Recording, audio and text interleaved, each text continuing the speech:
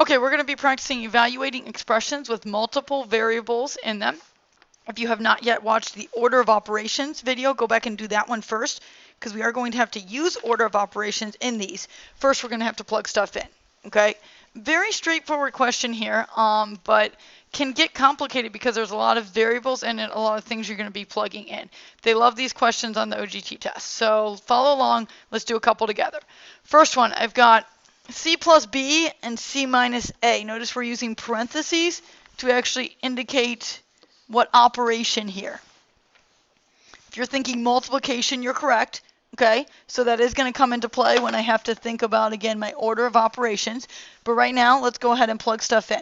So I'm going to take my C is the first thing I'm coming across. C is 4, so I'm going to put a 4 for my C, plus B is 5. So I'm going to go ahead and put 5, and there I've got my first parentheses, 4 plus 5. Second parentheses, C minus A. Let's see, C was the 4, and then minus A is the only one I haven't used. A is 1, so I've got a 1 at the end there. Okay, now we're going to go ahead and evaluate, like I said, using the order of operations. So going through my list, I do have parentheses. I'm going to do what's in the parentheses first. So I'm going to do 4 plus 5 is 9 in the left parentheses. 4 minus 1 is 3 in the right parentheses. And I've only got one operation left. We didn't have a operation symbol there, but parentheses, when we have two things next to each other, do indicate we're multiplying. So now I have 9 times 3, giving me a final answer of 27. Thanks for the help there with your mental math. Second problem. Only 2 variables this time, but a lot of stuff going on.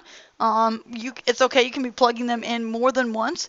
This time, let's see, I'm starting with K. So every time I see a K, I'm going to put a 2. So I've got a 2 plus 2 minus 2 for all my Ks. Do the best you can to rewrite everything exactly as it is. So notice I have a double parentheses inside the second parentheses here. I actually have H minus H, and H is 4, so I'm going to have a 4 minus 4. And then this is a division symbol instead of a fraction bar. This time I do have a division symbol divided by 4. All set up, ready to go. Parentheses, I've got to do all the parentheses. So parentheses and parentheses. Let's do the inside parentheses first.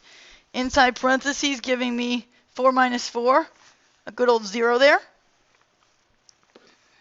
At this point, I don't need the parentheses right here. I'm not going to rewrite those. I'm just going to write my outer parentheses, and I'm going to repeat my 2 plus 2 minus 2.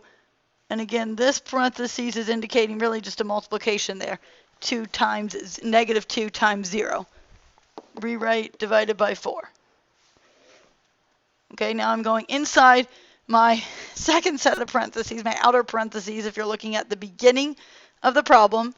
And it's all, okay, we do have multiplication, so multiplication has to come before addition or subtraction. Subtraction just off my page here. Multiplication and division first. Negative 2 times 0, that's a tough one. Scott, you paying attention? Help me out, negative 2 times 0. Excellent. Scott's telling me that that's just a 0, so hey, I really can just ignore that.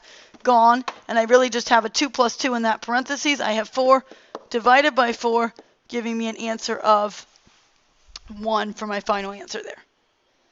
Okay, I think you are more than ready to handle the rest of those, so go ahead and work through those. Just be careful and show your work as you go.